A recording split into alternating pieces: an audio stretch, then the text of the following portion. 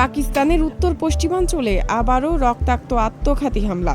খাইবার পাখতুনখাওয়া প্রদেশের সোয়াত জেলার কাবাল এলাকায় একটি শান্তি সমাবেশ চলাকালে পুলিশ স্টেশনের সামনে আত্মঘাতী বোমা হামলায় অন্তত ১৪ জন নিহত এবং ২০ জনের বেশি আহত হন।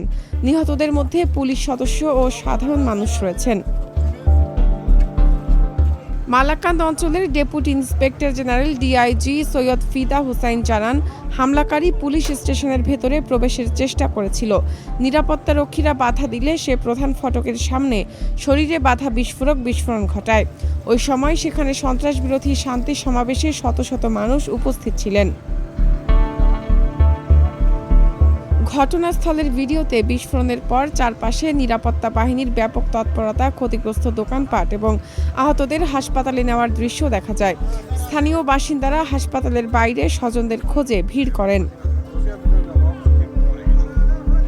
নিহতদের একজনের স্বজন বলেন, তরুণরা নিহত হচ্ছে, আমাদের শিশুরা এতিম হচ্ছে, আমাদের নারীরা বিধবা হয়ে যাচ্ছে, অথচ সন্ত্রাসীরা একের পর এক বোমা হামলা চালিয়েই যাচ্ছে। সোয়াত পুলিশের এক কর্মকর্তা জানান, বিস্ফোরণটি কাবাল রাউন্ড অ্যাবাউটের কাছে ঘটে।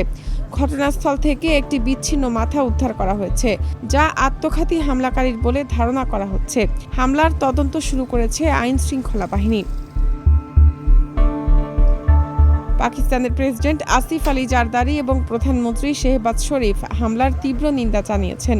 তারা নিহতদের পরিবারের প্রতি সমবেদনা প্রকাশ করেছেন, আহতদের সর্বোচ্চ চিকিৎসা নিশ্চিত করার নির্দেশ দিয়েছেন এবং সন্ত্রাসবাদ দমনে সরকারের অভিযান অব্যাহত থাকবে বলে জানিয়েছেন।